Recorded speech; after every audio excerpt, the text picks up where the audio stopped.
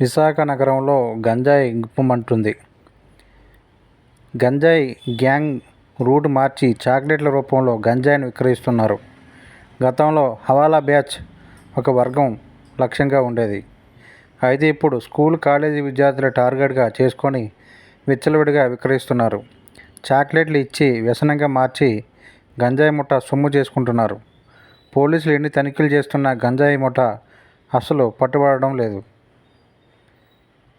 విశాఖ నగరంలో గంజాయి చాక్లెట్ల విక్రయం కలకలం రేపుతుంది. టూ టౌన్ పోలీస్ స్టేషన్ పరిధిలో టాస్క్ ఫోర్స్ పోలీసులకు గంజాయి చాక్లెట్లు పట్టుబడ్డాయి.